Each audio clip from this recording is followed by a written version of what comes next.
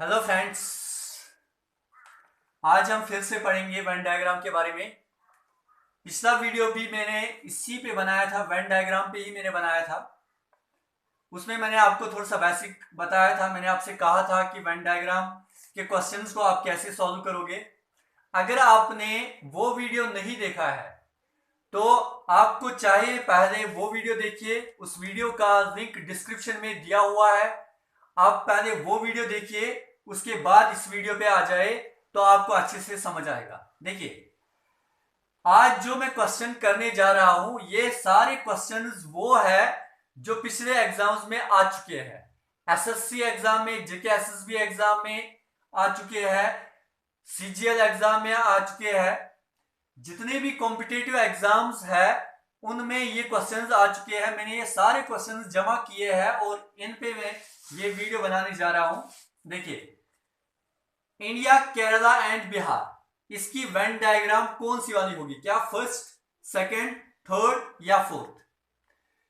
आप एक चीज याद रखोगे, जब प्लेसेस, इंडिया एक प्लेस है, ये जगह है, कंट्री का नाम है, केरला एंड बिहार, जब प्लेसेस की बात आएगी उस वक्त आप क्या चूज करोगे? कैसे आपको पता चलेगा कि वेन डायग्राम कैसे बनेगी? देखिए, इंडिया आपको पता है कि ये कंट्री है, केरला एंड बिहार ये स्टेट्स है। किसकी स्टेट्स है? इंडिया की स्टेट्स है। केरला एक स्टेट है इंडिया की, बिहार एक स्टेट है इंडिया की। देखिए, केरला एंड बिहार ये स्टेट्स है, लेकिन अलग अलग स्टेट्स दोनों है। इन दोनों का रिलेशन एक दूसरे के साथ कुछ भी नहीं है। तो इनकी फिगर जो बनेगी केरला की, यह है केरला और यह है बिहार। इन दोनों की फिगर अलग अलग बनेगी। और इंडिया, ये दोनों स्टेट्स जो है दोनों इंडिया में आती है, इसलिए ये दोनों, इन दोनों की फिगर इंडिया के अंदर आएगी। तो हम बनाएंगे तीसरा सर्कल। ये तीसरा सर्कल, बाहर वाला सर्कल जो है ये रिप्रेजेंट करता है इंडिया को, इंडिया। ये वाला केरला और ये वाला बिहार। ठीक है, देखिए, केरला और बिहार के बीच में कोई रिलेशन नहीं है, दोनों अलग अलग है, लेकिन दोनों किसके अंदर आती है? इंडिया के अंदर। तो इसका मतलब ये आएगा, इसका थर्ड पार्ट इसका करेक्ट आंसर।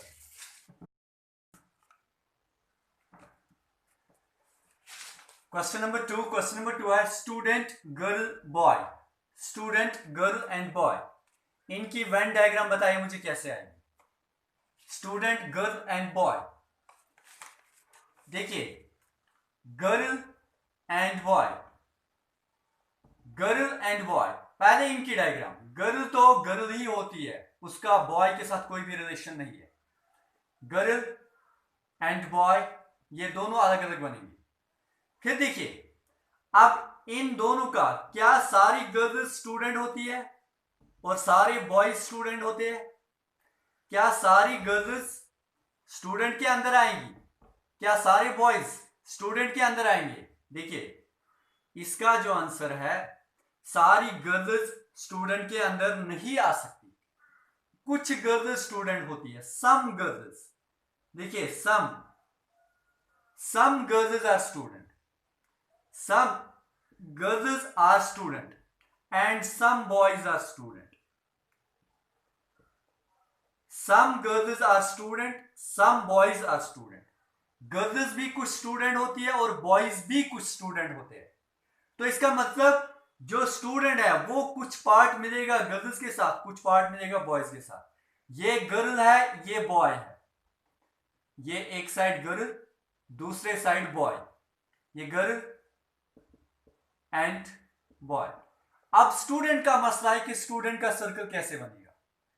स्टूडेंट कैसे बनेगा? सम गर्ल्स, मैंने कहा था कि जब सम आएगा तो आधा ओवरलैप होता है, तो ये आएगा सम गर्ल्स।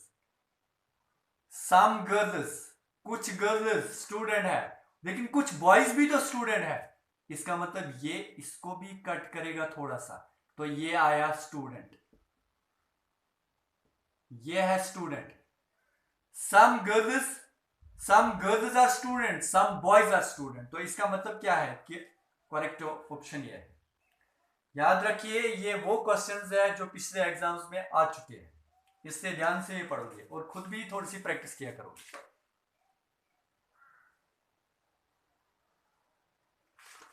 कुछ क्वेश्चंस तो इस टाइप के भी मिलते हैं।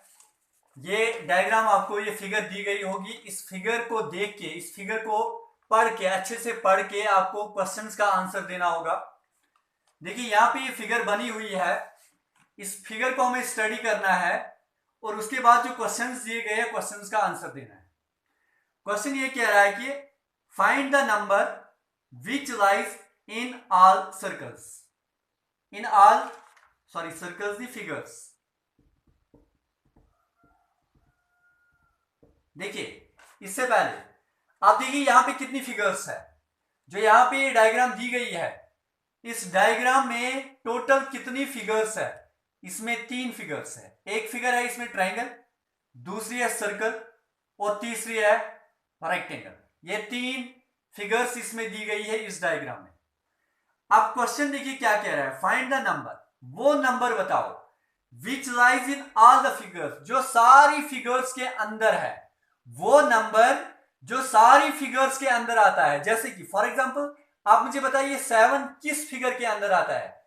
ये 7 जो है ये खाली ट्रायंगल के अंदर आता है, ये सर्कल के अंदर नहीं है, ना ही ये रेक्टेंगल के अंदर है। इसी तरह जो ये 5 है, 5 किस फिगर के अंदर आता है? ये ट्रायंगल के अंदर भी आता है और सर्कल के अंदर भी आता है। अब 3 है, 3 किस फिगर के अंदर आता है? 3 आता है खाली सर्कल के अंदर। देखिए ट्रायंगल के अंदर नहीं आता है, रेक्टेंगल के अंदर भी नहीं आता है, ये सर्कल के अंदर आता है। 4 है, 4 किस फिगर के अंदर आता है? 4 आता है रेक्टेंगल के अंदर। इसी तरह 1 है, 1 किस फिगर के अंदर आता है? ये रेक्टेंगल के अंदर भी आता है और ट्रायंगल के अंदर भी आता है।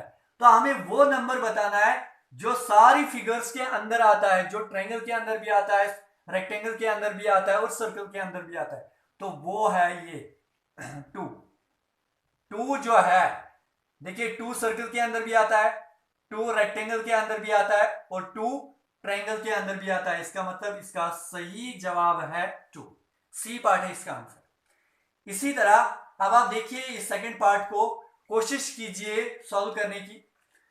Find the numbers which lies inside the triangle, वो नंबर्स बताओ जो ट्रायंगल के अंदर आते हैं, वो नंबर्स जो ट्रायंगल के अंदर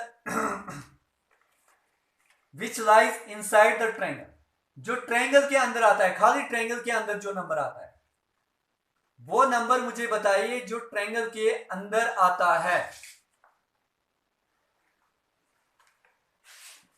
find the numbers which lies inside the triangle, वो नंबर बताइए जो ट्रायंगल के अंदर आएगा। 1 2 3 4 2 5 7, सॉरी यहां पे 7 है।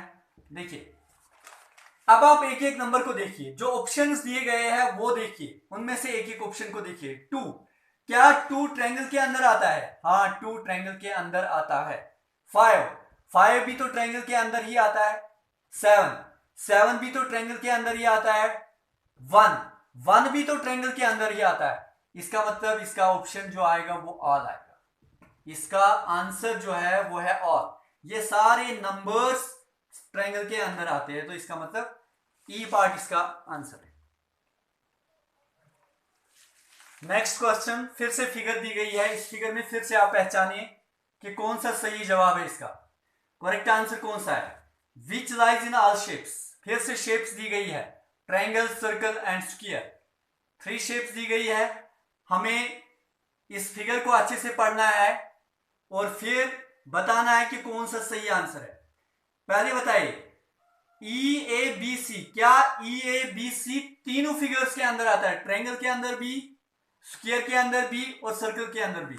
देखिए चेक कीजिए ई कहां पे आता है?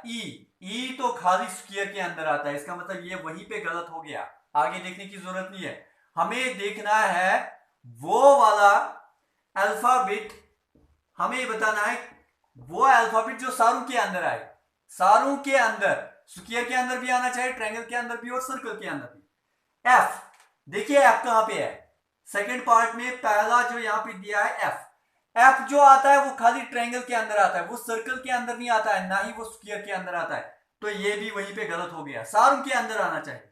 ओनली बी, खाली बी आता है सारों के अंदर, खाली बी आता है। देखिए बी तो आता है, ये तो सर्कल के अंदर भी आता है, ये बी जो है ये ट्रायंगल के अंदर भी आता है और स्क्वायर के अंदर भी आता है, बी आता है। चलो ये तो अभी तो ये ठीक है, लेकिन हम लास्ट वाला भी चेक करते हैं, ए एंड बी, ए और बी, ए भी आता है सारी फिगर्स के अंदर, बी भी आता है सारी फिगर्स के अंदर। देखिए ए आता है सर्कल के अंदर भी, ए आता है ट्रायंगल के, ये ट्रायंगल के अंदर ही आता है, नहीं ट्रायंगल के अंदर ये नहीं आता है, इसका मतलब ये भी नहीं आएगा, इसका मतलब यही है आंसर, सी पार्ट इसका करेक्ट आंसर है।